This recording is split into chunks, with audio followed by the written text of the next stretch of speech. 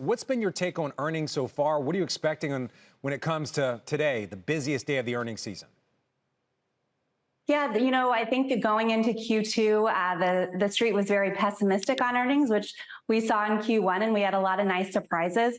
We're halfway through. We've had a lot of nice surprises, so I think that that's going to continue. I think we have a couple big reports here this morning. PCE is expected to be plus 0.2% month over month. So the market's certainly pricing in that the Fed's not going to raise rates again to the extent that PCE comes in hot.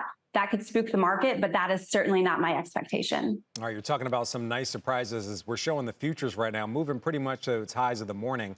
Yesterday, we got a not so nice surprise, at least for the markets, the BOJ with its yield curve control plans, allowing its benchmark 10-year to rise. It had a negative impact on the markets. Do you see that weighing on the markets again today? It's hard to say one day over day. The Dow, we were hoping to see a longer winning streak on the Dow, but the Dow is that winning streak is still the greatest winning streak we've seen since 1987. So I think in the short term that trend continues. And I think overall, if you look at the other 493 names in the market, not the Magnificent Seven, those companies are still trading at 17 times earnings. So I think that there's opportunity for valuation expansion, and those other 493 names throughout the rest of the year. Okay. If you're looking at the market diversifying and broadening out, with that thought in mind, what is your WEX word of the day? My WEX word of the day is hog. And you might think, what in the world, why hog? But Greg, I don't know if you've ever heard the old saying that pigs get fed and hogs get slaughtered.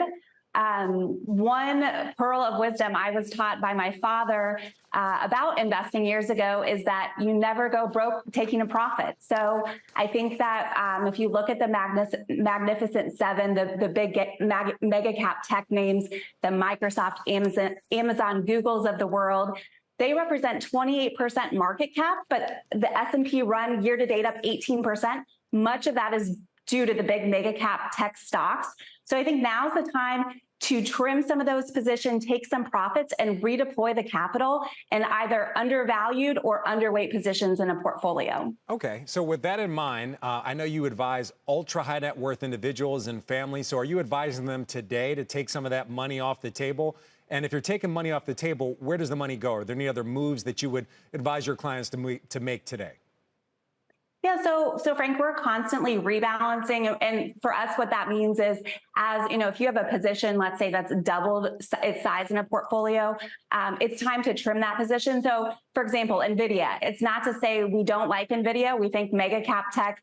You've got mega cap tech with strong free cash flow generation, great balance sheets. There's secular tailwinds with AI, so we like mega cap tech. But I think that, for example, we're trimming Nvidia and we're buying General Electric, GE. I think that there's a lot of opportunity there. Okay, very interesting. So GE is one of your plays. What else are you expecting for the market day ahead? We mentioned the Bank Japan decision, a lot of earnings coming up. How do you see this day playing out? Yeah, I think that volatility is here to stay. So I think that we could see, given how much the market has run up year to date, we're using volatility to buy as companies that we want to own and be opportunistic about when we're buying them. But I think that we see the market move higher.